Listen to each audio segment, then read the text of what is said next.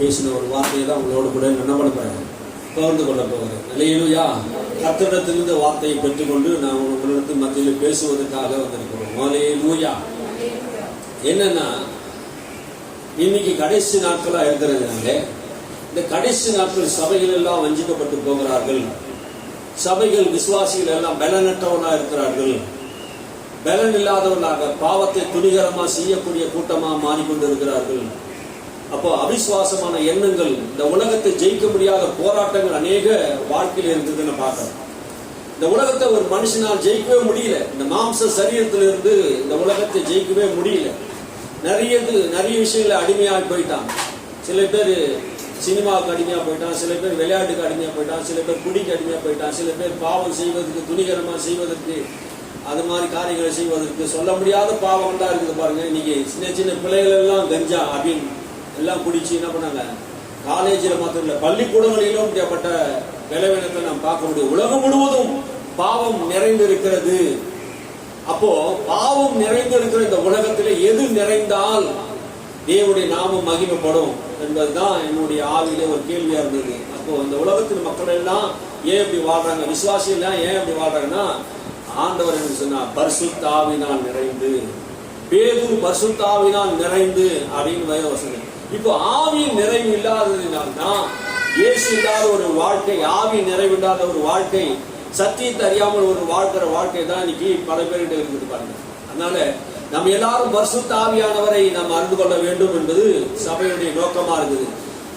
தேவனுக்காக வல்லமையாய் எழுந்து பிரகாசித்தவர்கள் எல்லாருமே இந்த பரிசுத்த ஆவியானவருடைய வல்லமையை தரித்து கொண்டவர்களாக இருந்தார்கள். பரிசுத்த ஆவி உண்டு என்பதை நாம் அறிய வேண்டும். பரிசுத்த ஆவியானவர் நம்மை பலப்படுத்தக்கூடியவராக இருக்கிறார், வழி நடத்தக்கூடியவராக இருக்கிறார். பரிசுத்த ஆவியானவர் பேசக்கூடியவராக இருக்கிறார், பிதாவின் சித்தத்தை அறிந்திருக்கிறவராக இருக்கிறார். ஆகினாலே இந்த பரிசுத்த ஆவியானவரை பெறாமல் இருக்கிற சபையில் பலனற்றவர்களாக இருக்கிறோம். ஏன் இன்னைக்கு சபை வளர்ச்சி குறைவா இருக்குதுன்னா, பரிசுத்த ஆவியின் வரம், பரிசுத்த ஆவியின் வல்லமைகள் இல்லாதவர்கள் யாரோ அவங்க என்ன பண்றாங்க, பலனற்றவர்களாக இருக்கிறத நான் பார்க்க முடியுது. நமக்கு பலனே பரிசுத்த ஆவி தாங்க, ஊழியமே பரிசுத்த ஆவி தான். இயேசுக்கு நாம் சாட்சியா வாழ வைக்கிறது இந்த பரிசுத்த ஆவியானவர் தான். அல்லேலூயா. நாம் சாட்சியா வாழணும்னு நினைக்கிறோம். நாம் விழுந்து போகாம கர்த்தருக்காக கர்த்தருடைய சித்தத்தை பரிபூர்ணமா செய்யணும்னா இந்த ஆவியானவருடைய பலன் நமக்கு வேணும். அல்லேலூயா. இந்த ஆவியானவருடைய பலன் இருந்தா தாங்க நம்ம வாழ்க்கையில ஜெயமா வாழ முடியும். அல்லேலூயா. நான் எடுக்கிற முடிவு என்னால சில காரியங்கள் செய்யவே முடியல. ஆண்டு விழாக்களை, அதாவது புதுசா நியூ வருடம் ஆண்டு விழாவில் என்ன பண்ணுவோம், எல்லாரும் புதுசா ஒரு தீர்மானம் எடுப்போம். நியூ இயர்ல ஒரு தீர்மானம் எடுப்போம். என்ன தீர்மானம் எடுப்போம், மாசத்துல 3 நாள் உபவாசிக்கிறேன், பைபிள் இந்த வருஷம் முழுவதும் படிச்சு முடிக்கிறேன். என்ன சொல்லுவாங்க, இதெல்லாம் சொல்லுவாங்களா, டெய்லி 1 மணி நேரம் நான் ஜெபம் பண்றேன் அப்படிலாம் என்ன பண்ணுவாங்க, தீர்மானம் எடுப்போம். ஆனா அந்த தீர்மானத்தை நம்ம நிறைவேற்றுமா? நானே ஒரு அந்த சின்ன வயசுல தீர்மானத்தை நான் என்ன பண்ண நிறைவேற்ற முடியல. ஏன் தெரியுமா? அந்த பரிசுத்த ஆவியின் பலன் இல்லாததினால்தான் எடுத்த தீர்மானத்தை நம்ம என்ன பண்ண முடியல, நிறைவேற்ற முடியல. பேதுரு ஒரு தீர்மானத்தை எடுத்தாரு. இயேசுவை பார்த்து சொன்னார், யாரும் பின்பற்றி நான் பின்பற்றாம போனாலும் நான் உன்னை என்ன பண்ணுவேன், மரணம் பரியந்தம் பின்பற்றுவேன் சொன்னார். இயேசு அதுக்கு என்ன சொன்னாரு, சேவல் 2 தரம் கூறதுக்கு முன்னாடி 3 தரம் நீ என்ன பண்ணுவேன், மறுதளிச்சிருவேன். அவன் பரிசுத்த ஆவி பெறுவதற்கு முன்பாக அவன் சொன்னதெல்லாம் உண்மை. அவன் மாம்ச சரீரத்தில் இருந்ததுனாலே அவன் உண்மையாக தான் சொன்னாங்க. அவன் பொய் சொல்லல. பேதுரு என்ன பண்ணல, பொய் சொல்லல. யார் உண்மை பின்பற்றினாலும் பின்பற்றாம போனாலும் நான் உண்மை பின்பற்றுவேன், உண்மை கூட மறிக்க வேண்டியதா இருந்தாலும் நான் மறிப்பேன் சொன்னான். உண்மைதான் சொன்னான். ஆனால் அவனால் செய்ய முடிஞ்சதா? ஒரு வேலைக்காரி வந்து சொல்றா, நீ இயேசுவோட கூட இருந்தவன் தானே, உன் பேச்சு காட்டுதே அப்படின்னு 2-3 பேர் சொன்ன போது என்ன போச்சு, சத்தியம் பண்ணான், சபிக்கிறான். என்ன சொன்னா, உம்மோடு கூட மறிக்க நான் ஆயத்தமா இருக்கிறேன் என்று முடிவு பண்ணவன் பிரச்சனை வந்த போது என்ன வருது, அவனுடைய மரணம், இவரும் இயேசுவோட கூட இருந்தா பிடிச்சு நம்மளையும் சிலுவையில் அரைஞ்சிடுவாங்கன்னு சொல்லிட்டு ஒரு பயம் வந்ததுங்க. அந்த பயத்தினால என்ன பண்றாரு, இயேசுவை சபிக்கிறான், சத்தியம் பண்றான். இவர் யாருமே தெரியாது சொன்னா. ஏன்? இவன் எடுத்த மாம்சத்தில் எடுத்த முடிவு. அதே பேதுருவை ஆண்டவர் பெந்தகோஸ்து நாளிலே நிரப்பின போது, பரிசுத்த ஆவியின் வல்லமையை பெற்ற போது, மாம்சமா இருந்த அவனுடைய சரீரத்தில் ஆவியானுடைய பலன் வந்த போது பரிசுத்த ஆவியிலே நிறைந்த பேதுரு எழுந்து பேசுகிறான். நீங்கள் கொலை செய்த அந்த இயேசுவை தேவன் மரித்தோர் என்று எழுப்பினார், அதற்கு நாங்கள் சாட்சிகள் என்று சொல்லி. அல்லேலூயா. பரிசுத்த ஆவியை பெற்ற போதும் பரிசுத்த ஆவிக்கு பின்னாடியும் அவருடைய வாழ்க்கையினுடைய நிலைமையை பாருங்க. யாருக்கும் பயப்படல. ஒரே ஒரு வேலைக்காரிக்கு பயந்தவன். இப்போது பிரதான மூப்பர்கள், ஆசாரியர்கள், வேத பண்டிதர்கள், பரிசேயர்கள், சதுசேயர்கள், பெரிய அதிகாரிகள் இருக்கிற இடத்துல பேதுரு எழுந்து பேசுகிறார். நீங்கள் கொலை செய்த அந்த இயேசுவை தேவன் மரித்தோர் என்று எழுப்பினார், நீங்களும் அவரை கொலை செய்தீர்கள். ஆமென். அல்லேலூயா. நீங்களா கொலை செய்தீங்க என்று என்ன சொல்றாரு? சாட்சி சொல்றாரு. இந்த பரிசுத்த ஆவியானவர் எதற்காக கொடுக்கப்படுகிறானா? இயேசுவை பற்றி சாட்சி சொல்லும்படியாக இந்த ஆவியானவர் கொடுக்கப்படுகிறார். அல்லேலூயா. நீயும் நானும் சாட்சியாக இருக்க வேண்டும். சாட்சி என்றால் நாம் கொடுக்கிற சாட்சி அல்ல, இயேசுவை பற்றிக்கிற சாட்சி. அல்லேலூயா. இயேசுவை சொல்லுகிற சாட்சி தான் நமக்கு ஆண்டவர் தேவை. எதனாலே இந்த பரிசுத்த ஆவியானவர் நமக்கு கொடுக்கப்படுகிறார் என்று நீங்க வேத வசனத்தை வாசித்து பாருங்கள். அப்போஸ்தலர் நடவடிக்கை புத்தகம் 4ஆம் அதிகாரம் 8ஆம் வசனத்தில் வாசித்த போது, அப்போது பேதுரு பரிசுத்த ஆவியில் நிறைந்து அவர்களை நோக்கி, ஜனத்தின் அதிகாரிகளே, இஸ்ரவேல் மூப்பர்களே, பிணியாளியா இருந்த இந்த மனுஷன் செய்யப்பட்ட உபகாரத்தை குறித்து எதினாலே இவன் ஆரோக்கியமானார் என்று நீங்க என்னிடத்து விசாரித்து கேட்டால், எங்களிடத்து விசாரித்து கேட்டால் நான் என்ன சொல்லுவேன்? உங்களால் சிலுவையில் அறையப்பட்டவரும் தேவனால் மரித்தோரிலிருந்து எழுப்பப்பட்டவருமாகிய நசரேயனாகிய இயேசுவின் நாமத்தினாலே இவன் உங்களுக்கு முன்பாக சுஸ்தமாய் இருக்கிறான் என்று உங்கள் எல்லோருக்கும், இஸ்ரவேல் எல்லா ஜனங்களுக்கும் தெரிய கடவது என்றார். தெரிந்திருக்க கடவது என்றார். அல்லேலூயா. ஏன் அவன் பரிசுத்த ஆவியில் நிறைந்தான் என்று கேட்டீங்கன்னா, பேதுரும் யோவானும் தேவாலயத்துக்கு போய் ஜெபம் பண்ண போனாங்க. அப்ப ஜெபம் பண்ண போகும்போது சப்பானியா இருந்த ஒரு மனுஷன் 40 வருஷம் அவன் ஆலயத்தை பிச்சை கேட்டு கொண்டு இருந்தான். வேதாதான் சொல்லுது. அப்போ அங்க போயிருக்கும் போது என்ன நடக்குதுன்னா, பேதுருவிட்டையும் யோவானுக்கிட்டையும் பிச்சை கேட்க அவன் கையேந்த போது, பேதுருக்கும் யோவானுக்கு அந்த நேரத்தில் நம்மள வெள்ளியும் கிடையாது, பொண்ணும் கிடையாது, காசு இல்லாத இருந்தாங்க. ஆனா அவனை பிச்சை கேட்கும் போது அவனுக்கு ஏதாவது தரணும். இவன் சப்பானியா இருக்கிறான். ஆகினாலே பரிசுத்த ஆவியை பெற்ற இந்த பேதுரு அவனை உற்று பார்த்து, என்னிடத்தில் உள்ளதை உனக்கு நான் தருகிறேன் என்று சொன்னான். என்னிடத்தில் உள்ளதை உனக்கு தருகிறேன். என்னிடத்தில் தெய்வீக சுகம் இருக்கிறது. என்னிடத்தில் இயேசு நாமம் இருக்கிறது. அந்த நாமத்தை சொல்லி சப்பானியா இருந்த அவனை என்ன பண்றாரு? கையை பிடித்து இயேசு கிறிஸ்து நாம, நசரேயனாகிய இயேசு நாமத்தில் எழுந்து நட என்று சொல்லி அவனை எழுப்பி நடக்க வைத்துட்டான். அல்லேலூயா. இதுதாங்க பிரச்சனை. அந்த இடத்துல இதுதான் பிரச்சனை. அவன் எழுப்பி நடக்க வச்சுட்டான். நடக்க வச்சதுனால இப்போது அந்த இஸ்ரவேல் மக்கள் எல்லாரும், அந்த சபை மக்கள் எல்லாரும், அங்க இருக்கிற ஊர் மக்கள் எல்லாரும் என்ன பண்ணாங்க? பேதுரு யோவானையும் பின்பற்றி போயிட்டாங்க. அப்போ பின்பற்றி போனதுனாலே 2ஆம் வசனத்திலிருந்து வாசிப்போம். 4:2 அவர்கள் ஜனங்களுக்கு உபதேசிக்க வாசிங்க. அவர்கள் ஜனங்களுக்கு உபதேசிக்கிறதினாலும் இயேசுவை முன்னிட்டு மரித்தோரிலிருந்து உயிர்த்தெழுதலை பிரசங்கிக்கிறதினாலும் சினம் கொண்டார்கள். ஜனங்களுக்கு உபதேசம் பண்ணுகிறதை குறித்தும் இயேசுவை முன்னிட்டு மரித்தோரிலிருந்து உயிர்த்தெழுதலை குறித்து அவர்கள் பேசினதுனாலே இப்ப என்ன ஆயிப்போச்சு? யாருக்கு கோபம் வந்தது? உயிர்த்தெழுதலை குறித்து பிரசங்கித்தால் யாருக்கு கோபம் வருது? யாருக்கு கோபம் வருது? ஆசாரியர்களுக்கு, அண்ணா காய்பா என்கிற அரசியல்வாதிகளுக்கு அன்னைக்கு கோபம் வருது. இப்போ என்ன பிரச்சனைனா, இயேசு உயிர்த்தெழுந்தார் என்கிற சத்தியத்தை எங்கெங்கெல்லாம் பிரசங்கிக்கிறப்போ அங்கெல்லாம் சாத்தான் நம்ம என்ன பண்ணுவான்? எதிர்த்து நிற்பான். அப்போ எதிர்த்து நிற்கிறது மாத்திரமில்ல, அப்போ பேதுரு யோவானு என்ன பண்ணாங்க? சாயங்காலமான போது அவன் மேல கையை போட்டு என்ன பண்ணாங்க? சிறைச்சாலையில் போட்டு அடைத்து வைத்தாங்க. சாயங்காலத்துல என்ன பண்ண முடியாது? கூட்டம் கூட்ட முடியாது. மறுநாளில் அவங்க எல்லாரும் என்ன பண்ணாங்க? கூட்டம் கூடினார்கள். எதற்காக கூட்டம் கூடினார்கள்? ஏன் கூட்டம் கூடினார்கள்? எதுக்காக அப்படின்னா நீங்க வாசித்து பாருங்க. சாயங்காலம் அப்படின்னா மறுநாள் வரைக்கும் காவலில் வைத்தார்கள். 4ஆம் வசனம். வசனத்தை கேட்டவர்கள் அநேகர் விசுவாசித்தார்கள். அவர்கள் தொகை ஏறக்குறைய 5000 பேரா இருந்தார்கள். இப்போ பேதுருடைய யோவானுடைய வசனத்தை கேட்டவர்கள் மரித்தோரிலிருந்து இயேசு எழுந்தார் என்கிற சாட்சியை பலமா ரூபித்ததினாலே கேட்டவர்கள் ஆண்கள் மாத்திரம் தான் எழுந்தாங்க. யூதர்கள் ஆண்கள் மட்டும் எத்தனை பேரு? 5000 பேர் ரட்சிக்கப்பட்டார்கள். மற்ற அநேக பெண்களும் பிள்ளைகளும் ரட்சிக்கப்படுகிறார்கள். இதை பார்த்த அந்த மத போதகர்களுக்கு ஒரு கோபம். மரித்தோரிலிருந்து எழுந்த இந்த இயேசுவை பற்றி பேசிக் கொண்டிருக்கிறார்கள் சொல்லிட்டு மறுநாளிலே ஜனங்களும் அதிகாரி மூப்பர்களும் வேதபாரர்களும் எல்லாரும் என்ன பண்ணாங்க? பிரதான ஆசாரியன் ஆகிய அண்ணா, காய்பா, யோவான், அலெக்சாந்திரியா பின் பிரதான ஆசிரியர் குடும்பத்தார் யாவரும் எருசலேமிலே கூட்டம் கூடினார்கள். எல்லாரும் என்ன பண்ணாங்க? எருசலேமிலே கூட்டம் கூடுறாங்க. எதற்காக கூட்டம் கூடினாங்க? எதற்காக கூட்டம் கூடினார்னா, வாசிங்க, அவர் நடுவே பேதுரு யோவானை நிறுத்தி, நீங்க எந்த வல்லமினாலும் எந்த நாமத்தினாலே இதை செய்தீர்கள் என்று கேட்டார். எந்த வல்லமினாலும் எந்த நாமத்தினாலே இதை செய்தீர்கள் என்று கேட்ட போது, அப்பதான் வாசிக்கணும், அப்பொழுது பேதுரு பரிசுத்த ஆவியிலே நிரம்பி, அல்லேலூயா, அப்போது பரிசுத்த ஆவியிலே நிரம்பி. எப்போது அவர் பரிசுத்த ஆவியில் நிரம்புகிறார்? எந்த நாமத்தினால் எந்த வல்லமினாலே இதை செய்தீர்கள்? அப்போது பரிசுத்த ஆவியிலே நிரம்புகிறார். ஆமென், அல்லேலூயா. பரிசுத்த ஆவியிலே நிரம்பி உங்களால் சிலுவையில் அறையப்பட்ட மரித்தொழுந்து எழுந்த இயேசு கிறிஸ்து நாமத்தினாலே இவன் இப்போது சுஸ்தமா இருக்கிறான் என்று இஸ்ரவேல் குடும்பத்தாருக்கும் இஸ்ரவேல் அதிகாரிகளுக்கும் தெரிய கடவுது என்றார். அல்லேலூயா. இயேசுவின் நாமத்தினால் இவன் நடக்கிறான். பரிசுத்த ஆவியின் பலன் இருக்கும் போது சப்பானியா இருக்கிற ஒரு மனுஷனை உயிர்ப்பிக்க செய்கிறார். அதே நேரத்தில் பயந்து கலந்த பேதுரு இப்ப இயேசுவை குறித்து என்ன பண்ணாரு? தைரியமா பிரசங்கிக்கிறான். எந்த நாமத்தினாலே? இயேசு கிறிஸ்து, நசரேயனாகிய இயேசு கிறிஸ்து நாமத்தினாலே இவன் உங்களுக்கு முன்பாக எழுந்து நடக்கிறான். ஆமென். நிறைய சப்பானிகள் இயேசுவின் நாமத்தை எழுந்து நடப்பார்களாக.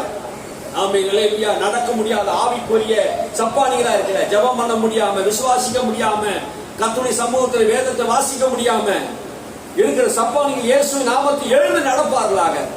ஆமென். இன்னைக்கு நிறைய சப்பானிகளை நாம் ஊழியங்கள்ல பார்க்கிறோம். ஜெபம் பண்ண முடியல. 40 வருஷம் 30 வருஷமாக நீ இன்னும் என்ன பண்ற?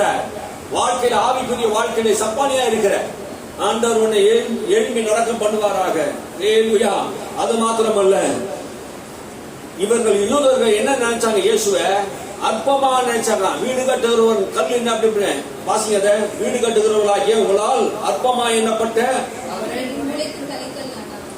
அவர் தான் மூளைக்கு தலைக்கல்லானார். இயேசுதான் மூளைக்கு தலைக்கல்லானார். இந்த பரிசுத்த ஆவியானவர் எதற்கு உங்களுக்கு கொடுக்கப்படுகிறார் என்றால், நீங்கள் பலனடைந்து எருசலேமிலும் யூதாவிலும் சமாரியாவிலும் பூமி கடைசி வரையிலும் இயேசுவை குறித்து சாட்சி சொல்லும்படியாக.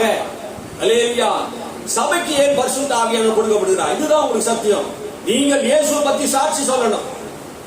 ஆமென். நீங்க இயேசுவை பத்தி சாட்சி சொல்வதற்கு தான் இந்த பரிசுத்த ஆவியின் பலம். உன்னுடைய பெருமையோ, உனக்கு வரங்களோ வல்லமையோ கொடுத்து உன்னை மகிமைப்படுத்த அல்ல. நீ இயேசுவை பத்தி சாட்சி சொல்லணும்.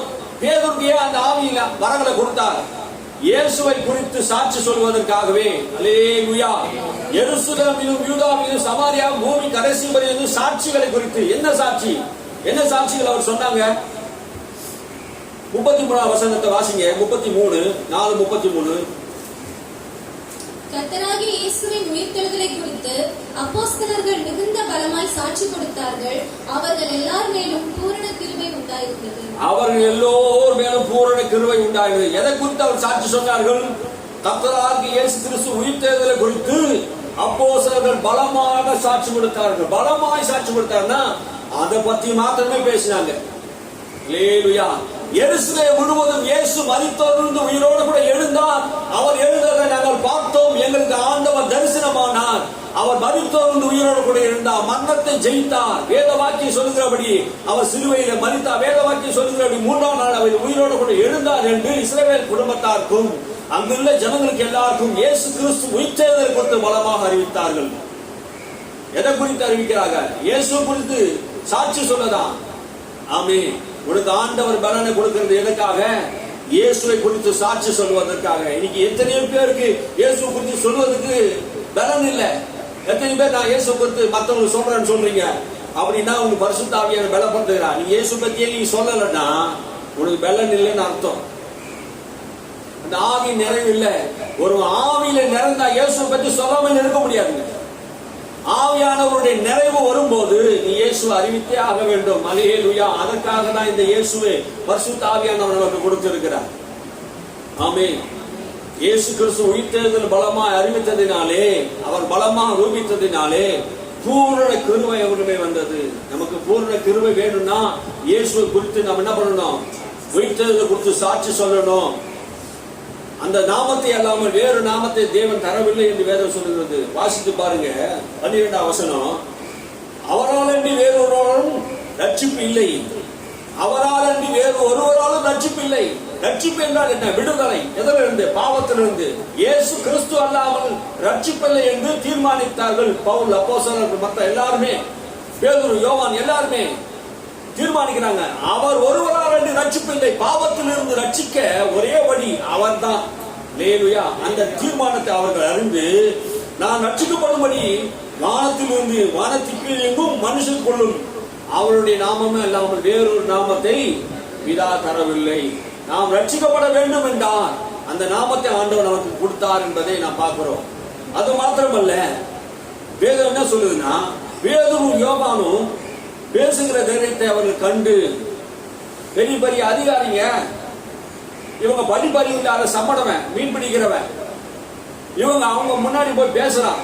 பேசும்போது படிப்பறிவு இல்லாத இவர்களை குறித்து அதிகாரிகிட்ட இருக்கு. அண்ணா காய்பா மிகப்பெரிய படிப்பாளிகள், பிரதான ஆசாரிகள், வேதபாரர்கள், பண்டிதர்கள் எல்லாரும் உட்கார்ந்து இருக்கிற அதிகாரிகளா உட்கார்ந்து இருக்கிறாங்க, சேனை தலைவர்களா உட்கார்ந்து இருக்கிறாங்க. அந்த இடத்துல இவங்க தைரியமா பேசுறாங்க. எப்படி பேசுறாங்க? பரிசுத்த ஆவியினால் நிரப்பப்பட்டதுனாலே இவங்க என்ன பண்ணாங்க? பேதுரும் யோவானும் பேசுகிற தைரியத்தை கண்டு இந்த ஆவியானவர் என்ன தருகிறார்? நான் தைரியம் தருகிறார். அல்லேலூயா. நீ இயேசுவை பத்தி பேசுவதற்கு தைரியம் வருது. இன்னைக்கு நிறைய பேருக்கு தைரியம் இல்லை பாருங்க. நடு ரோட்ல நின்று இயேசு ரட்சகர், இயேசு ஆண்டவர், இயேசு உயிர்த்தெழுந்தார், இயேசுதான் வானத்தை பூமியை படைத்த தெய்வம், உன்னை என்ன ரட்சிக்க வந்தார் என்று சொல்லுகிறதுக்கு ஒரு தைரியம் நமக்கு வேணும். அந்த தைரியத்தை பேதுரு கிட்டயும் யோவான் கிட்டயும் அந்த அதிகாரிகள் எல்லாம் பார்த்த போது கண்டு, இவங்க படிப்பறிவு இல்லாதவர்களே, வேதமை உள்ளவர்களாச்சே, இவங்களுக்கு எப்படி இந்த தைரியம் வந்தது? அல்லேலூயா. தைரியம் எப்படி வந்தது? பரிசுத்த ஆவியினாலே ஆண்டவர் தருகிறார். அந்த தைரியம் எப்படி வருதுன்னு சொல்றாரு பாருங்க. வாசிங்க 30 வசனத்தை வாசிங்க. 4:30. உம்முடைய பரிசுத்த பிள்ளையாகிய இயேசுவின் நாமத்தினாலே அடையாளங்களும் அற்புதங்களும் நடக்கும்படி செய்து பிணியாளிகளை குணமாக்கும்படி உம்முடைய கரத்தை நீட்டி உம்முடைய ஊழியக்காரர் உம்முடைய வசனத்தை முழு தைரியத்தோடு சொல்லும்படிக்கு அவர்களுக்கு அனுகிரகம் செய்தவர்களும் என்றார்கள். உம்முடைய ஊழியக்காரர்கள் உம்முடைய வசனத்தை முழு தைரியத்தோடு சொல்லும்படி அனுக்கிரகம் பண்ண வேண்டும். அல்லேலூயா. இந்த ஆவியானவர் வரும்போது முழு தைரியத்தோடு வசனத்தை சொன்னாங்க. ஃபர்ஸ்ட் எப்படி இருந்தாரு? தைரியம் இல்லாத இருந்தாரு, பயத்தோடு இருந்தாரு. ஆனா பரிசுத்த ஆவியில நிரப்பப்பட்ட அப்போஸ்தலர்கள் எல்லாரும் என்ன பண்ணாங்க? தைரியம் உடையவர்களாக. இந்த தைரியம் தாங்க நீதிமான் தைரியமா இருப்பானா. ஆமென். நீங்க தைரியமா பயப்படாமல் இயேசுவை பத்தி சாட்சி கொடுக்கும் போது பரலோகம் பக்கத்துல இருக்குங்க. அல்லேலூயா. உனக்கு யாரா விரோதமா எழும்பலாம், உன்னை அடிக்கலாம், உன்னை கண்டனம் பண்ணலாம், உன்னை திட்டலாம், உன்னை கேவலமா பேசலாம், ஆனா பரலோகம் பக்கம் இருக்கும். அல்லேலூயா.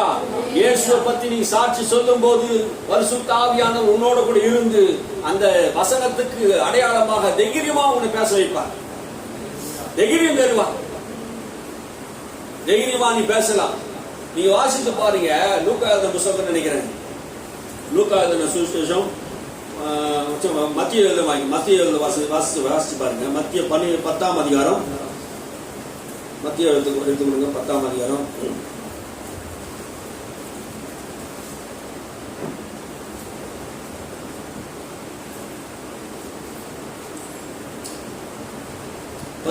வாசிப்போம். அவர்களுக்கும் புறஜாதியாருக்கும் சாட்சியாக என் நிமித்தம் அதிபதிகளுக்கு முன்பாகவும் ராஜாக்களுக்கு முன்பாகவும் கொண்டு போகப்படுவீர்கள். அவர்கள் உங்களை ஒப்புக் கொடுக்கும் போது எப்படி பேசுவோம் என்றும் என்னத்தை பேசுவோம் என்றும் கவலைப்படாதீர்கள். நீங்கள் பேச வேண்டுவது அந்நேரத்தில் உங்களுக்கு அருளப்படும். நீங்க பேச வேண்டியது அந்நேரத்தில் உங்களுக்கு அருளப்படும். இது எப்ப சொன்னாரு? மறுபடியும் வாசிங்க. 12ஆம் அதிகாரம். மனுஷரை குறித்து எச்சரிக்கையா இருங்கள். இப்ப சொல்றாரு மனுஷனை குறித்து. அவர் உயிரோடு கூட இருக்கும் போது அப்போஸ்தலருக்கு ஆண்டவர் சொல்றாரு, மனுஷனை குறித்து நீங்க என்ன பண்ணுங்க? எச்சரிக்கையா இருங்க. அவர்கள் உங்களை ஆலோசனை சங்கங்களுக்கு ஒப்புக் கொடுத்து தங்கள் ஜெப ஆலயங்களில் உங்களை வாரினால் அடிப்பார்கள். ஜெப ஆலயங்களே உங்களை வாரினால் அடிப்பார்கள். இங்க என்ன நடக்குது? இவங்களை வாரினால் அடிப்பதற்கும் சிறையிலே கைது செய்து என்ன பண்ணாங்க? சிறைச்சாலையில வைப்பதற்கும் என்ன பண்ணாங்க? முயற்சி செய்தாங்க. அதனால என்ன ஆயிடுச்சு? அங்க சொல்றாரு, நீங்க எத்தனை வசனம் வாசிங்க? நான் சொன்னது வாசிச்சீங்கன்னா நீங்க வேற எதுவும் வாசிக்கிறீங்களா? 12 தான் வாசிக்கிறீங்க. 12 லூக்கா 12 தான் வாசிக்கிறீங்க. அதான் மத்திய வானம்னு சொல்லிட்டு. சரி, மத்திய 20 வாசிங்க, 17 வாசிங்க. மனுஷரை குறித்து எச்சரிக்கையாய் இருங்கள். அவர்கள் உங்களை ஆலோசனை சங்கங்களுக்கு ஒப்புக் கொடுத்து தங்கள் ஜெப ஆலயங்களில் உங்களை வாரினால் அடிப்பார்கள். அவர்களுக்கும் புறஜாதியாருக்கும் சாட்சியாக என் நிமித்தம் அதிபதிகளுக்கு முன்பாகவும் ராஜாக்களுக்கு முன்பாகவும் கொண்டு போகப்படுவீர்கள். அவர்கள் உங்களை ஒப்புக் கொடுக்கும் போது எப்படி பேசுவோம் என்றும் என்னத்தை பேசுவோம் என்றும் கவலைப்படாதீர்கள். நீங்கள் பேச வேண்டுவது அந்நேரத்தில் உங்களுக்கு அருளப்படும். பேசுகிறவர்கள் நீங்கள் அல்ல, உங்கள் பிதாவின் ஆவியானவரே உங்களில் இருந்து பேசுகிறவர். பேசுகிறவர் நீங்கள் அல்ல, உங்கள் பிதாவின் ஆவியானவர். அங்க பேசுறது யாரு? பரிசுத்த ஆவியிலே பேதுரு நிறைந்தாரு. ஆசாரியருக்கு முன்னாக அண்ணா காய்பாக்கு முன்னாடி பேசுறது யாரு? உங்களை பயமுறுத்துவாங்க. இன்னைக்கு இயேசு என்ன பண்றாரு? நான் மரித்து உயிர்த்தெழுந்த பின்னாடி நீங்க எனக்கு சாட்சிகளா இருப்பீங்க, நீங்க புறப்பட்டு போவீங்க. ஆனாலும் உங்க தேசத்தின் அதிகாரிகள் எல்லாம் அவங்க என்ன பண்ணுவாங்க? உங்களை சிறைப்படுத்துவாங்க, உங்களை நீதிமன்றத்துக்கு கொண்டு போவாங்க, போலீஸ் ஸ்டேஷனுக்கு கொண்டு போவாங்க, விசாரணை செய்வாங்க. என் நாமத்தை நிமித்தம் உங்களை எல்லாரும் பகைப்பாங்க, எல்லாரும் உன்னை எதிர்ப்பாங்க. ஆனாலும் நீங்க பயப்படாமல் கலங்காமல் இருங்க. அந்த நேரத்துல பேச வேண்டியதை என்னதுன்னு நீங்க தெரியாம முடிச்சு நிக்காதீங்க. பேச வேண்டியதை நீங்க என்ன பண்ணக்கூடாது, ஆயத்தம் பண்ண வேண்டிய அவசியம் இல்லை. அந்த நேரத்திலே உங்கள் பிதாவின் ஆவியானவர் உங்களில் இருந்து பேசுவார். அல்லேலூயா. நீங்க இயேசுவை பற்றி பேசினா உங்களுக்கு சாட்சியாக ஆவியானவர் கூட இருப்பார். அல்லேலூயா. ஆவியானவர் கூட இருக்கிறாருங்க. ஆமே. நீங்க இயேசுவை பற்றி சொன்ன என்ன பண்ணுவாரு? ஆவியானவர் உங்களோட கூட இருந்து நீங்க பேசுகிற காரியத்துக்கு என்ன பண்ணுவாரு? சாட்சியாக அறிவிக்கிறவரா இருக்கிறார். அவரே உங்களோட கூட இருந்து பேசுவார். நீங்கள் பேசுகிற அந்த ஞானத்தையும் அந்த ஆவியும் எதிர்த்து நிற்க ஒருவனால கூடாது. ஸ்தேவான் என்பவன் நற்சாட்சி பெற்றவனும் பரிசுத்த ஆவியில் நிறைந்தவனுமா இருந்த போது அவன் அந்த பட்டணத்திலே பெரிய பெரிய ஞானிகளோடு பேசும்போது அவன் பேசின ஞானத்துக்கு விரோதமா ஒருவனை எதிர்த்து நிற்க முடியல. அவன் ஆவிக்கு ஒருவனை எதிர்த்து முடியல. ஏன்னா ஸ்தேவான் பரிசுத்த ஆவியிலே நிறைந்தவனாய் ஞானமுள்ளவனாய் இருந்து பேசினான். அல்லேலூயா. ஒரு ஆவியை நிறைந்திருந்தா அவன் தைரியப்படுகிறான். பரிசுத்த ஆவியான வரும்போது என்ன பண்றாரு? நம்மை தைரியப்படுத்துகிறார். இயேசுவுக்கு சாட்சியாக வாழ வைக்கிறார். இந்த காரியத்தை ஆண்டவர் செய்கிறார். நீங்கள் தைரியம் உள்ளவராக மாத்துகிறார். இன்னைக்கு நீங்க ஏன் பயப்படுறீங்க தெரியுமா? உலகத்தை குறித்து, எதிர்காலத்தை குறித்து, வாழ்க்கை குறித்து, படிப்பு விஷயத்தை குறித்து, வேலை விஷயத்தை குறித்து நிறைய பேர் பயப்படுறாங்க. ஏன் பயம் வருதுன்னா இந்த பரிசுத்த ஆவியின் பலன் இல்லை. நான் எதுக்கும் பயப்பட மாட்டேன். அல்லேலூயா. பயப்படுகிற நாளிலே நான் என்ன பண்ணுவேன்? ஓடி ஒழிஞ்சுக்கொண்டு சொன்னாரு தாவீது. சொல்லல, பயப்படுகிற நாளிலே நான் உம்மை நம்புவேன். கர்த்தரை நம்பணுங்க. பயப்படுற நாள்ல நான் கர்த்தரை நம்பணும். யாரை நம்ப போறீங்க? பயம் வரும்போது கர்த்தரை நம்பணும். பயப்படாதே, நான் உன்னோட கூட இருக்கிறேன், வலக்கரம் பிடித்து உன்னை நடத்துவேன் என்று சொன்னாரு. நீ பயப்பட வேண்டிய காரியம் இல்லை. எந்த காரியத்தை குறித்து பயப்பட வேண்டியதில்லை. உன்னதத்தின் தேவன் தமது ஆவியினாலே உன்னை தைரியப்படுத்துகிறார், பலப்படுத்துகிறார். நீ பேச வேண்டியதை எங்க என்ன பேசணுமோ அந்த ஞானத்தை அந்த ஆவியும் உனக்கு ஆண்டவர் தருவார். அவன் பேசின ஞானத்தையும் அவனுடைய ஆவியும் எதிர்த்து நிற்க ஒரு நாளும் கூடாது. இந்த உலகத்தில் எவ்வளவு கல்விமானும் ஞானம் உள்ளவனும் பரிசுத்த ஆவி பெற்றவன் ஒருவனுக்கு முன்பாக எதிர்த்து நிற்க முடியாது. தேவ ஆவியை பெற்ற இவர்களை போல விசேஷித்தவர்கள் யார்? தேவ ஞானம் நமக்கு உண்டு, தேவ ஆவி நமக்கு உண்டு, தேவ பலம் நமக்கு உண்டு. ஆகினாலே நாம் பரிசுத்த ஆவியை பெறும்போது தேவனுக்காக வல்லமையான சாட்சிகளாக, பேதுருக்களாக, பவுலுக்களாக எழுப்பி நிற்க முடியும். அல்லேலூயா. நாம் தைரியம் நமக்கு வேணுங்க. அல்லேலூயா. இயேசுவை ஏற்றுக்கொண்டால் மாத்திரமல்ல, அந்த தைரியத்தின் ஆவி நமக்கு வேணும். இயேசு நாமத்தினாலே அந்த தைரியத்தை தாங்கன்னு சொல்லணும். ஆமே. நீங்க நாயை பார்த்தாலே பயம், ஒரு போலீஸை பார்த்தாலே பயம். ஏன்? அடிச்சிடும், அவர் அடிச்சிடுவாரு அப்படின்னு பயம். நீங்க பார்த்துருக்கீங்களா? நான் சைக்கிள்ல போவேங்க. அந்த காலத்துல நான் சொல்றது 30 வருஷத்துக்கு முன்னாடி சைக்கிள்ல தான் போவேன். நாய்களை என்ன தொட்டிட்டு வரது நான் பார்த்துருக்கிறேன். பரிசுத்த ஆவியில் நிறைஞ்சிருக்கிறேன். நான் இயேசு நாமத்தை நில்லுன்னுவேன். விளையாட்டு சொல்லல. குறைச்ச நாய்களும் அப்படியே நிக்கிறது நான் பார்த்துருக்கிறேன். வாயை மூடுறது வந்தேன். நம்ம வாயை திறந்து தைரியமா பேசலன்னா நின்று நான் சொல்லுவேன், வாயை மூடுன. அந்த இடத்த விட்டு நான் போற வரைக்கும் நான் வந்து போல. அந்த நாய்க்கே சொன்னாலும் அப்படி நடக்கும், அந்த பேய்க்கு சொன்னாலும் நடக்கும். நீ நவராத இடம் அங்கேயே நின்று நிற்கும். ஆமே. பிசாச துரத்துகளை சொன்னார் என் நாமத்தினாலே. நான் தேவனுடைய ஆவியினால் பிசாசுகளை துரத்துகிறேன். தேவ ஆவியினாலே பிசாசுகளை துரத்தக்கூடியவர்களா இருக்கணும். ஆமே. விசுவாசிகள் பலனற்றவர்களா இருக்கக்கூடாது. எதை காத்தும் பயப்படக்கூடாது. என் நாமத்தினால் பேய்கள் பிசாசுகளை துரத்துங்க, வியாதிகளை சுத்தமாக்குங்கன்னு சொன்னாரு. அவர் நாமத்தை நாம் செய்யணும். பேதுரு யோவானை எழுந்து ஜப்பானியை நடக்க பண்ணினார்களே, ஆவியானவர் சரீரங்களை உயிர்ப்பிக்கிறவரா இருக்கிறார். உன்னோடு கூட இந்த ஆவியானவர் என்ன செய்கிறார்னா இயேசுவை மகிமைப்படுத்துகிறார். இயேசுடைய வேலை என்னன்னா நன்மை செய்கிறவரா சுற்றித் இருந்தார். நசரேயனாகிய இயேசு கிறிஸ்து நன்மை செய்கிறவராலும் விசுவாசி வல்லமையில் அகப்பட்ட யாவரையும் குணமாக்குறவராய் சுற்றித் இருந்தார். தேவனுக்கு ஏன் அந்த பரிசுத்த ஆவியானவர் கொடுத்தார்? நன்மை செய்யக்கூடிய ஆற்றலை தேவனுக்கு கொடுத்திருந்தார். அவர் நன்மை செய்தார். என்ன நன்மை செய்தார்? ஆவியானவருடைய நிறைவு வந்த போது அவர் நன்மை செய்கிறவராக சுற்றித் இருந்தார். பட்டணங்கள் தோறும் கிராமங்கள் தோறும் அவர் சுற்றித் திருந்து வியாதிஸ்தர்களை தொட்டு மருத்துவரை உயிரோடு எழுப்பி குஷ்டரோகிகளை சுத்தமாக்கி அற்புதங்களை அடையாளங்கள் செய்தார். அல்லேலூயா. இஸ்ரவேலுக்குள்ளே இப்படிப்பட்ட அற்புதங்களை யாருமே செய்ததில்லை என்று இஸ்ரவேல் மக்கள் எல்லாம் கண்டு தேவனை மகிமைப்படுத்தினார்கள்.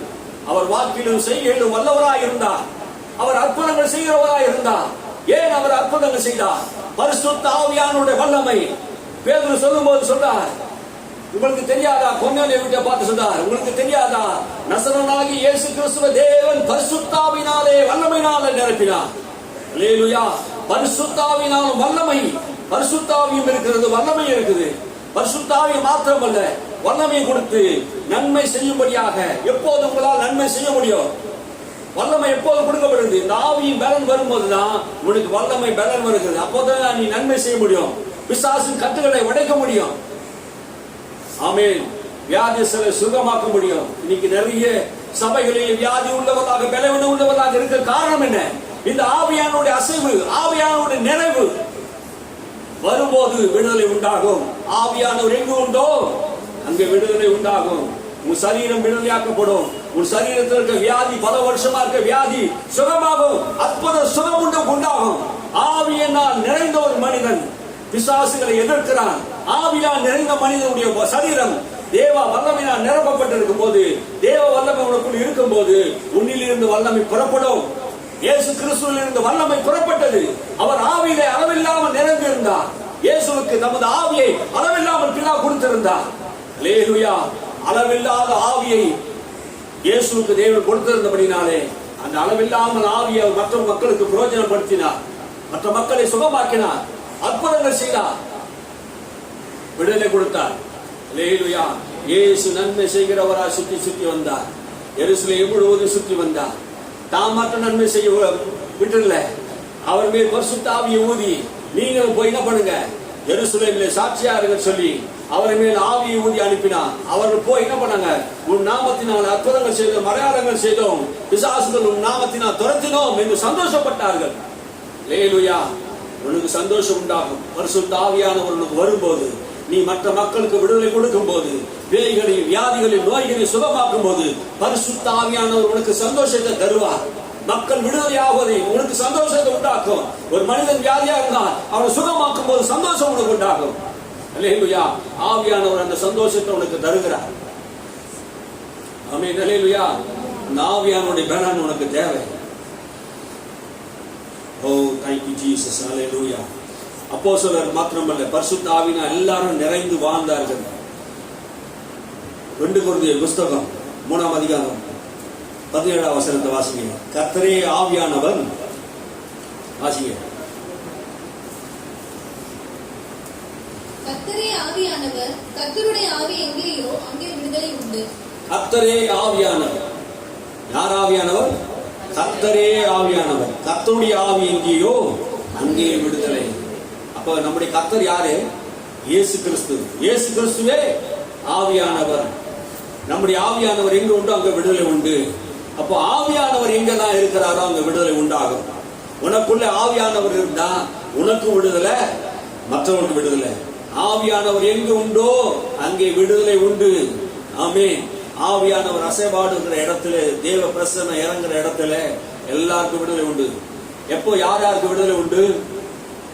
யோவான் சுவிசேஷத்துல 10ஆம் அதிகாரம் 32ஆம் வசனம் சொல்றது, சத்தியத்தையும் அறிவீர்கள், சத்தியம் உங்களை விடுதலையாக்கும். சத்தியத்தையும் அறிவீர்கள், சத்தியம் உங்களை விடுதலையாக்கும். யார் அந்த சத்தியம்? எது உங்களை விடுதலையாக்கும்?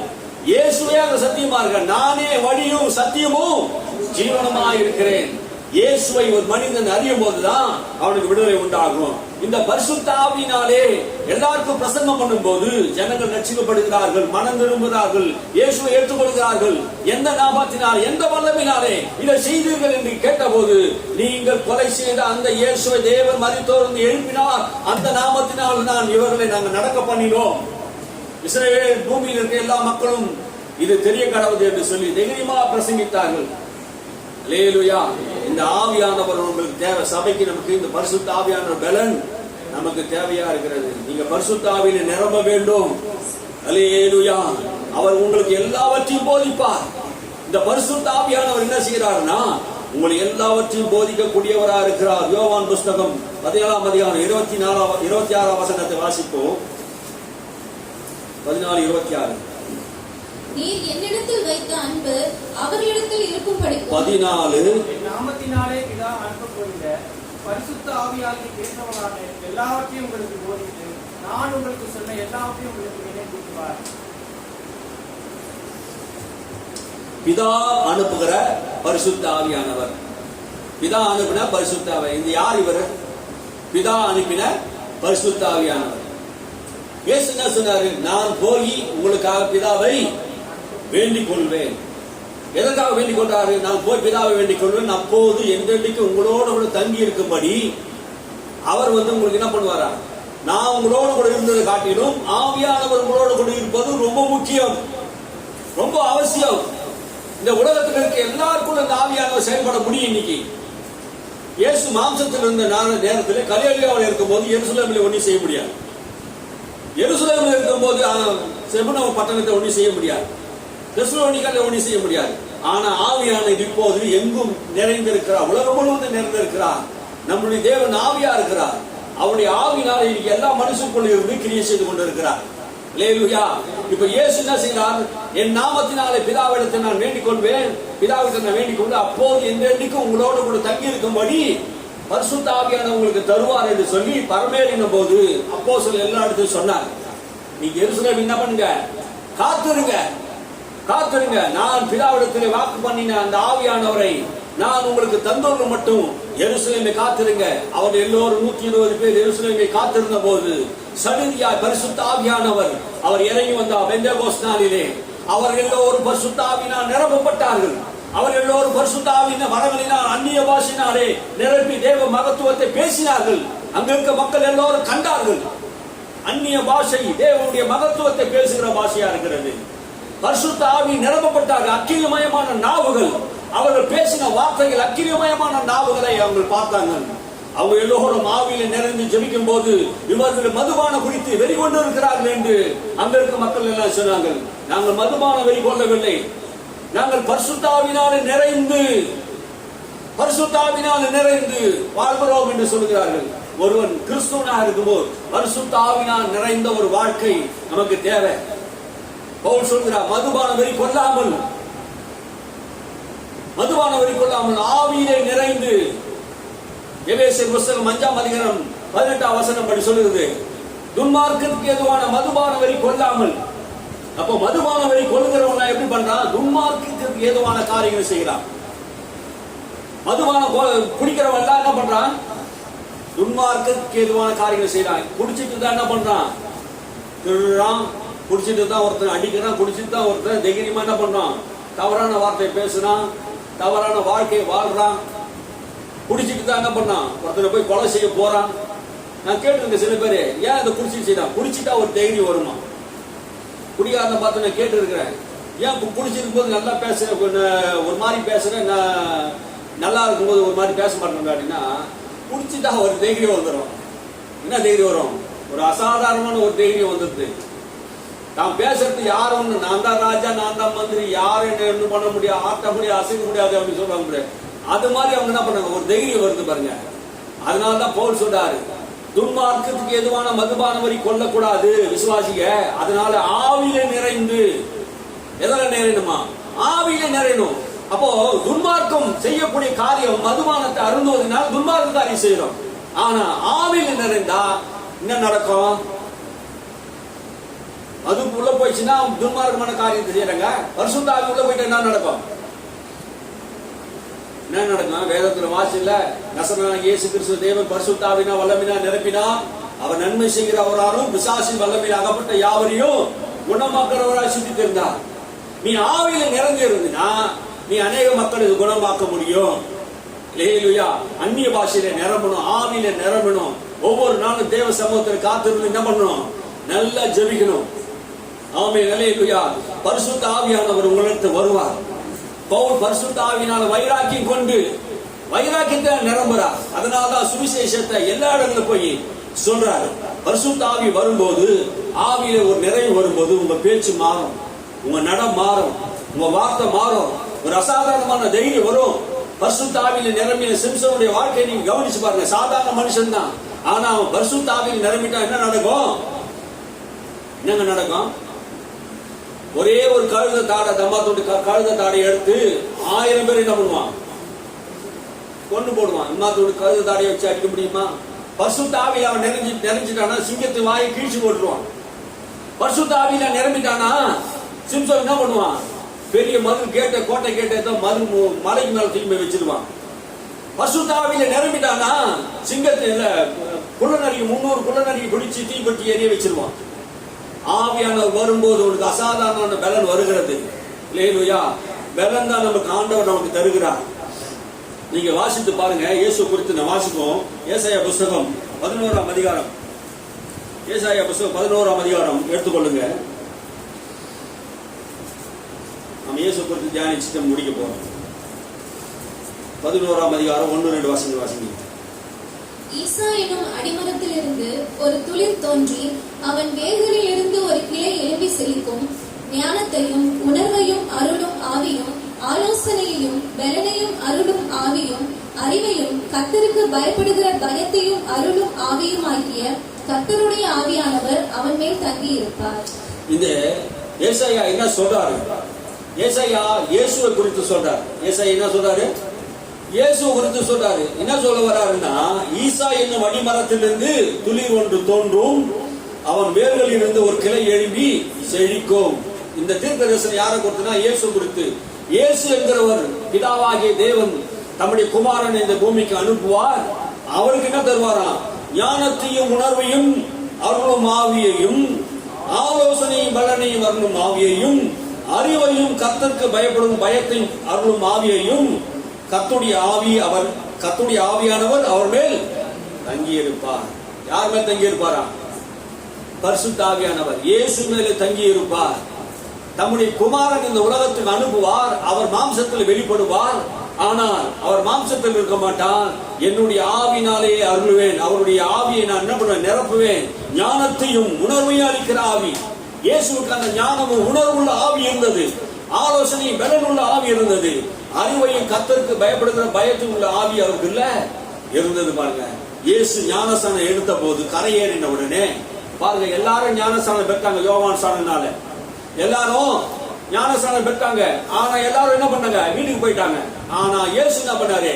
ஞானஸ்தானம் பெற்ற போது அவர் ஜெபம் பண்ணினார். ஏசாயா தீர்க்கதரிசன புஸ்தகம் 11ஆம் அதிகாரம் 2ஆம் வசனம் சொல்லுகிறதே, ஞானத்தையும் உணர்வை அளிக்கிற ஆவியை எனக்கு தந்தோன்படியாக அவர் என்ன பண்ணாரு? ஜெபம் பண்ணார். ஞானஸ்தானம் பெற்ற போது அவர் ஜெபம் பண்ணின போது வானத்திலிருந்து புறாவை போல பரிசுத்த ஆவியானவர் அவர் மேல் தங்கினார். அல்லேலூயா. இயேசு ஞானஸ்தானம் பெற்ற போது பரிசுத்த ஆவியை பெற்றார். நீ ஞானஸ்தானம் பெற்ற போது பரிசுத்த ஆவியை பெற்றீர்களா? இயேசுவே ஞானஸ்தானம் பெற்ற போது பரிசுத்த ஆவிக்காக ஜெபம் பண்ணினார். பிதாவிடத்தில் ஜெபம் பண்ணினார். ஞானத்தையும் உணர்வை அளிக்கிற ஆவியும் கர்த்தருக்கு பயப்படுகிற ஆவியையும் எனக்கு தந்தோன்படியாக அவர் பரலோகத்திலிருந்து தமது ஆவியை ஊற்றினார். ஞானஸ்தானம் எடுத்த போது நீ பரிசுத்த ஆவியை பெற வேண்டும். அல்லேலூயா. பரிசுத்த ஆவி பெறாதவர்கள் நீங்கள் பரிசுத்த ஆவியை பெறணும், கேட்கணும். என் நாமத்தினால பிதாவிடத்தில் கேட்கணும். கேட்டா ஆண்டவர் என்ன பண்ணுவாரு? அந்த பரிசுத்த ஆவி வரத்தை ஆண்டவர் தருவார். இந்த பரிசுத்த ஆவியை பெற்றது பின்புதான் இயேசு அசாதாரணமான வாழ்க்கை வாழ்ந்தார். அந்த 30 வருடம் இயேசுடைய வாழ்க்கையில் எந்த அற்புதமும் அடையாளமும் அவர் செய்ததாக எங்க இருந்து பார்க்க முடியல. ஆனால் அந்த பரிசுத்த ஆவியை பெற்றதுக்கு அப்புறம் தான் அவருடைய ஊழியம் வல்லமை உள்ளதா இருந்தது. அவருடைய நாமம் புகழ் பெற்றதா இருந்தது. அவருடைய நாமம் கீர்த்தி புகழ்ச்சிமா இருந்தது. அல்லேலூயா. இயேசு பரிசுத்த ஆவியினாலே நிறைந்தவராக புறப்பட்டு போகிறார். ஒரு கல்யாண வீட்டுக்கு அழைக்கிறார்கள். போய் காணா ஒரு கல்யாணத்திலே முதல் அந்த அற்புதங்கள் செய்யக்கூடியவராக இருக்கிறார். தண்ணீரை திராட்சரசமா மாற்றினார். எப்படி நடந்தது? இந்த ஆவியின் நிறைவு ஒரு மனிதனுக்குள் வரும்போது அற்புதங்கள் செய்கிற சக்திகள் இயேசுவில் இருக்கிறத நான் பார்க்க முடியுது. அல்லேலூயா. ஞானஸ்நானம் பெற வேண்டும். என்ன ஞானஸ்நானம் பெறணும்? என்ன ஞானஸ்நானம் பெறணும்? பரிசுத்த ஆவியை ஞானஸ்நானம் பெற வேண்டும். அப்போஸ்தலர் நடவடிக்கை புத்தகம் 1ஆம் அதிகாரம் 4ஆம் வசனத்தை நீங்க வாசித்து பாருங்கள். இங்க என்ன சொல்றாரு? நீங்க வாசித்து பாருங்க. 1:4. அப்போஸ்தலர் புத்தகம் 1ஆம் அதிகாரம் 4ஆம் வசனம். டக்கு வாசிங்க. அன்றியும் அவர் அவர்களுடனே கூடி வந்திருக்கும் போது அவர்களை நோக்கி, யோவான் ஜலத்தினாலே ஞானஸ்தானம் கொடுத்தான், நீங்கள் சில நாளுக்குள்ளே பரிசுத்த ஆவியினாலே ஞானஸ்தானம் பெறுவீர்கள். சில நாளுக்குள்ளே பரிசுத்த ஆவியினாலே ஞானஸ்தானம் பெறுவீர்கள். யோவான் கொடுத்த ஞானஸ்தானம் மனம் திரும்புவதற்கான ஞானஸ்தானம். ஆனா இயேசு சொன்னார், சில நாளுக்குள்ளே நான் உயிர்த்தெழுந்து போகிறேன், சில நாளுக்குள்ளே நீங்கள் பரிசுத்த ஆவியினாலே ஞானஸ்தானத்தை நான் உங்களுக்கு கொடுப்பேன் என்று சொன்னார். அல்லேலூயா. 2ஆம் அதிகாரத்தில் அவர் வாசித்த போது அவர் எல்லோரும் பரிசுத்த ஆவியினால் நிரப்பப்பட்டார்கள். அப்போஸ்தலர் புத்தகம் 11ஆம் அதிகாரம் 16ஆம் வசனத்தை நீங்க வாசித்து பாருங்கள். கொர்நேலிய வீட்டிலே 11ஆம் அதிகாரம் 16ஆவது வசனம். கொர்நேலிய வீட்டிலே பேதுரு பேசிக் கொண்டு இருக்கும் போது புறஜாதியின் மேலே பரிசுத்த ஆவியானவர் ஊற்றினார். வாசிங்க 15 வாசிங்க, அப்புறம் புரியும். நான் பேசத் தொடங்கின போது பரிசுத்த ஆவியானவர் ஆதியிலே நம்மேல் இறங்கினது போலவே அவர்கள் மேலும் இறங்கினார். யோவான் ஜலத்தினாலே ஞானஸ்தானம் கொடுத்தான், நீங்களோ பரிசுத்த ஆவியினாலே ஞானஸ்தானம் பெறுவீர்கள் என்று கர்த்தர் சொன்ன வார்த்தையை அப்பொழுது நினைவு கூர்ந்தார். கர்த்தர் சொன்ன வார்த்தையை அப்போது பேதுரு நினைவு கூர்ந்தார். என்ன நினைவு கூர்ந்தாரா? கர்த்தர் சொன்ன வார்த்தை. எப்போது கர்த்தர் சொன்னார்? பரமேறும் போது சொன்னார். பரலோகத்துக்கு ஏறி போகும்போது 40 நாள் கழிச்சு பூமியிலே 40 நாள் பூமியிலே அவருக்கு தரிசனமாகி தேவனுடைய ராஜ்யத்தை தம் உயிரோடு கூட இருக்கிறவராக எல்லாத்தையும் காண்பித்து விட்டு பரலோகத்துக்கு எடுத்துக்கொள்ளும் போகும்போது 40வது நாளிலே அவர் இதையெல்லாம் சொல்லிட்டு போனார். சில நாளுக்குள்ளே நீங்கள் பரிசுத்த ஆவியிலே ஞானஸ்நானம் பெறுவீர்கள் என்று கொர்நேலிய வீட்டிலே பேதுரு பேசிக்கொண்டே இருக்கும்போது ஆதியிலே நம்மேல் ஊற்றின அதே அபிஷேகத்தின் ஆவியானவரை இப்போது புறஜாதி வீட்டிலே தேவன் அபிஷேகம் பண்ணுகிறார் என்பதை நினைவு கூர்ந்தார். கர்த்தர் சொன்னதை நினைவு கூர்ந்தார். அல்லேலூயா. வசனத்தை ஞாபகம் வைத்துங்க. ஆண்டவர் உனக்கு நினைவு கொடுக்கிறவருக்கா? பரிசுத்த ஆவியினாலே உனக்கு ஞானஸ்நானம் கொடுக்கிறவரா இருக்கிறார். அல்லேலூயா. நீங்க ஆண்டவர்கிட்ட கேட்கணும், பரிசுத்த ஆவியை கேட்கணும். நீங்க கேட்காம இருந்த ஆண்டவர் உங்களுக்கு கொடுக்க மாட்டார். லூக்கா எழுதின புத்தகம். நீங்க கிறிஸ்துவின் அடிச்சுவடுகளை பின்பற்றுகிற மாதிரி ஆண்டவர் உங்களுக்கு வைத்தார். கிறிஸ்து எப்படி அடிச்சுவடுகளை ஆண்டவர் வைத்தாரோ, இயேசு எப்படி ஞானஸ்நானம் எடுத்தாரோ, பரிசுத்த ஆவியை பெற்றாரோ, அதே போலதான் இயேசுவை நாம் பின்பற்றணும். இயேசுவை நாம் பின்பற்றி நடந்தா நிச்சயம் நம்மளுடைய காரியங்கள் எல்லாம் வாழ்க்கையில் எல்லாம் நடக்கும். லூக்கா எழுதின புத்தகம் 3ஆம் அதிகாரம். லூக்கா எழுதின புத்தகம் 3ஆம் அதிகாரம் 20-22 வாசிங்க. தான் செய்த மற்றெல்லா பொல்லாங்குகளும் தவிர யோவானையும் காவலில் அடைத்து வைத்தான். ஜனங்கள் எல்லாரும் ஞானஸ்தானம் பெற்ற போது இயேசுவும் ஞானஸ்தானம் பெற்று ஜெபம் பண்ணுகையில் வானம் திறக்கப்பட்டது. பரிசுத்த ஆவியானவர் ரூபம் கொண்டு புறாவை போல் அவர் மேல் இறங்கினார். வானத்திலிருந்து ஒரு சத்தம் உண்டாகி, நீர் என்னுடைய நேசகுமாரன், உம்மில் பிரியமா இருக்கிறேன் என்று உரைத்தது. உண்மையே நான் பிரியமா இருக்கிறேன் என்று உரைத்தது. இதுக்கு முன்னாடி அவர் பிரியமா இருக்கிற மாதிரி தெரியல, சொல்லல. ஆனா அங்க ஜலத்தின் மேல் கரை ஏறின உடனே ஆவியானவர் அவர் மேல் வந்த போது உண்மையே நான் பிரியமா இருக்கிறேன் என்று சொல்றார். அல்லேலூயா. யார் மேல ஆண்டவர் பிரியமா இருக்கிறாரு? பரிசுத்த ஆவி வரங்களை பெற்ற போது ஆண்டவர் பிரியமா இருக்கிறார். இதே லூக்கா எழுதின புத்தகம் 11ஆம் அதிகாரம் 9, 10, 11 வாசிங்க. அங்க என்ன சொல்றாரு பாருங்க. லூக்கா எழுதின புத்தகம் 11ஆம் அதிகாரம். மேலும் நான் உங்களுக்கு சொல்லுகிறதாவது, கேளுங்கள் அப்பொழுது உங்களுக்கு கொடுக்கப்படும், தேடுங்கள் அப்பொழுது கண்டடைவீர்கள், தட்டுங்கள் அப்பொழுது உங்களுக்கு திறக்கப்படும். ஏனென்றால் கேட்கிறவன் எவனும் பெற்றுக் கொள்கிறான், தேடுகிறவன் கண்டடைகிறான், தட்டுகிறவனுக்கு திறக்கப்படும். உங்களில் தகப்பனாய் இருக்கிற ஒருவனிடத்தில் மகன் அப்பம் கேட்டால் அவனுக்கு கல்லை கொடுப்பானா? மீனை கேட்டால் மீனுக்கு பதிலாக பாம்பை கொடுப்பானா? அல்லது முட்டையை கேட்டால் அவனுக்கு தேளை கொடுப்பானா? பொல்லாதவர்களாகிய நீங்கள் உங்கள் பிள்ளைகளுக்கு நல்ல ஈவுகளை கொடுக்க அறிந்திருக்கும் போது பரமபிதாவானவர் தம்மிடத்தில் வேண்டிக் கொள்ளுகிறவர்களுக்கு பரிசுத்த ஆவியை கொடுப்பது அதிக நிச்சயம் அல்லவா என்றார். பொல்லாதவர்களாகிய நாமே நம்ம பிள்ளைகளுக்கு நல்ல ஈவுகளை கொடுக்க அறிந்திருக்கிறோம். பரம பிதாவை நாம் வேண்டிக் கொள்ளும் போது பரிசுத்த ஆவியானவரை கொடுப்பது அதிக நிச்சயம் அல்லவா? அப்ப என்ன சொல்ல வராரு இயேசு? பொல்லாதவர்களாகி நீங்களே உங்க பிள்ளைகளுக்கு நல்ல ஈவை கொடுக்குறீங்க. ஆனா பரலோகத்தில் இருக்கிற பிதா அதை காட்டிலும் சிறந்தவர். ஆகினாலே நீங்கள் பரிசுத்த ஆவியை கேட்டா அவர் என்ன பண்ண மாட்டாரு? பரிசுத்த ஆவியை தான் கொடுப்பாரு, தவிர அசுத்த ஆவியை கொடுக்க மாட்டார். சில பேருக்கு ஒரு பயம், நம்ம பரிசுத்த ஆவி கேட்டா வேற ஆவி வந்துடுமா? இந்த பயம் எப்போ இருந்து தெரியுமா? ரட்சிக்கப்படுறதுக்கு முன்னாடி, இயேசு சரியா அறிந்து கொள்றதுக்கு முன்னாடி பரிசுத்த ஆவியிலே நான் கேட்கும் போது வேற ஏதாவது ஆவி வந்துடுமா அப்படின்னு ஒரு பயம் இருந்தது. அப்போ இயேசு நாமத்தினால் பிதாவே இந்த பரிசுத்த ஆவியானவரை எனக்கு தந்தோன்றும் என்று தாகத்தோடு கேட்டா ஆண்டவர் என்ன பண்ணுவாரு? இந்த ஆவியானவர் தருவார். சபையானது இந்த பரிசுத்த ஆவியை நிரம்ப வேண்டும், பரிசுத்த ஆவியை பெற்றுக்கொள்ள வேண்டும். எல்லாரும் பரிசுத்த ஆவியை நிரம்பணும், எல்லாரும் அந்நிய பாஷையை பேசணும், எல்லாரும் தீர்க்க தரிசனம் வைக்கணும், எல்லாரும் தேவனுடைய நாமத்தை மகிமைப்படுத்தணும். அல்லேலூயா. எல்லாருக்கும் இந்த பரிசுத்த ஆவியானவர் தருகிறார். பிதாவிடத்தில் நாம் வேண்டிக் கொள்ளும் போது ஆண்டவர் நிச்சயம் தருவார். இன்னைக்கு பரிசுத்த ஆவியை பெறாதவர்கள் எல்லாம் நீங்க வேண்டிக் கொள்ளுங்க. ஆமென். நாங்கெல்லாம் பரிசுத்த ஆவிக்காக அந்த நாட்களில் ஜெபம் பண்ணி வேண்டிக் கொண்டோம், பரிசுத்த ஆவிக்காக வேண்டிக் கொண்டோம். ஆனா இன்னைக்கு நிறைய மக்கள் நம்ம பரிசுத்த ஆவியே கேட்கறது கிடையாது. பரிசுத்த ஆவியை பெற்றுக்கொள்ளணும், வாஞ்ச வேணும். ஆசை இருந்தாதான், தாகம் இருந்தாதான் நீ என்ன பண்ண முடியும்? கேட்க முடியும். ஒருத்தருக்கு தாகமா இருந்தா என்ன பண்ணுவான்? நிச்சயம் ஓடி போய் கண்டிப்பா எனக்கு தாகமா இருக்குது, அதனால என்ன பண்றேன்?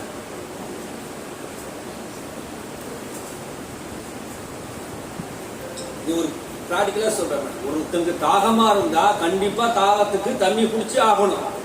அதே மாதிரிதான் பரிசுத்த ஆவி மேல ஒரு தாகம் இருக்குதா, பிதாவிடத்தை நீங்க கேட்டீங்கன்னா இயேசு நாமத்தினால் பிதா நமக்கு என்ன பண்ணுவாரு? தந்து வருவா.